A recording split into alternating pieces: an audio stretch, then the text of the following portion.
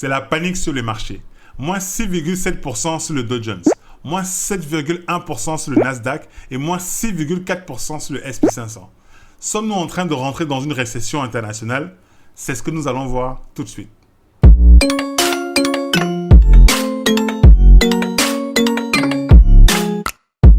Pour rappel, nous avons changé d'heure ce week-end.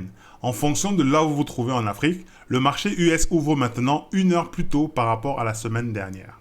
C'est la première fois depuis 2008 que la bourse de New York a ouvert avec une suspension de la cotation du S&P 500. Cette suspension est survenue quelques secondes après l'ouverture du marché pour éviter tout mouvement de panique. Depuis 2013, la SEC a mis en place des règles de blocage temporaire des échanges qui sont imposées à la bourse de New York. Lorsque le S&P 500 atteint un certain palier à la baisse, il subit ce qu'on appelle un halt. Un halt, c'est une suspension temporaire de 15 minutes des échanges.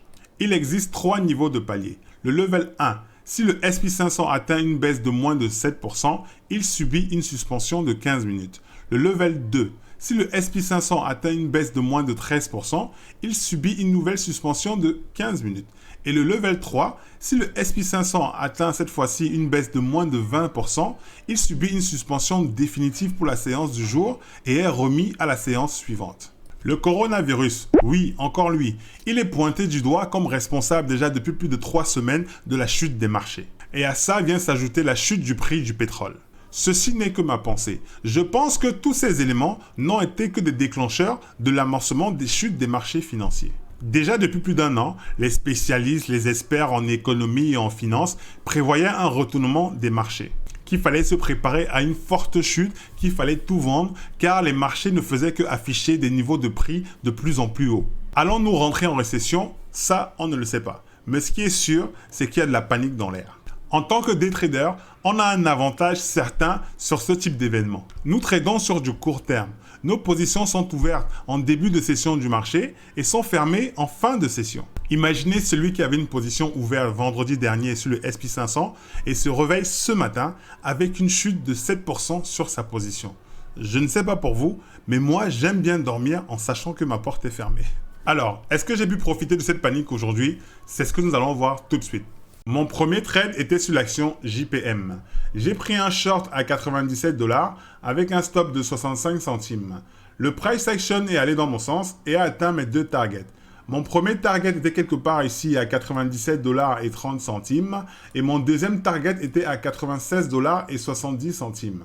Mon deuxième trade était sur l'action ENPH. Alors ici, j'ai pas pu saisir une opportunité sur cette descente. J'ai attendu un pullback pour pouvoir entrer. J'ai eu une opportunité à 46 $ et 50 centimes avec un stop à 47 $.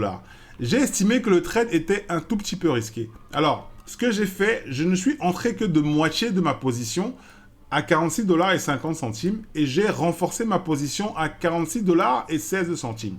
Ce qui m'a donné une position moyenne à 46 $ et 30 centimes. Alors, j'avais 50 centimes de risque, ce qui m'a permis d'atteindre donc mon premier target qui était à 45 $ et 80 centimes par là. Donc, j'ai pris mes 75% de ma position et le reste, j'ai été sorti break-even. Mon troisième trade était sur l'action CVX. Quand je regarde mon trade après coup, je me rends compte que mon setup n'était pas si parfait que ça finalement. Le setup y était quand même, mais c'était un peu tight.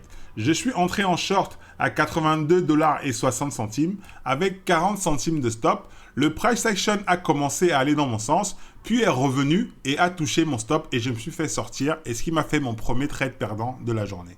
Mon quatrième trade était sur l'indice S&P 500. Vu toute la panique qu'il y avait autour des marchés, j'ai trouvé que c'était judicieux de prendre un short sur cet indice. J'ai pris un short à 81 $ et 50 centimes avec 1 $ de stop, soit un stop à 82 $ et 50 centimes. Le price action est allé dans mon sens et a atteint mon premier target, qui était à 280 $ et 50 centimes. Mais dans une erreur de manipulation, au lieu d'enlever 75% de ma position, j'ai enlevé 100% de ma position. Ce qui fait que j'étais totalement hors du trade. Et ce qui fait que je n'ai pas pu profiter de la continuité de la baisse du cours de l'action.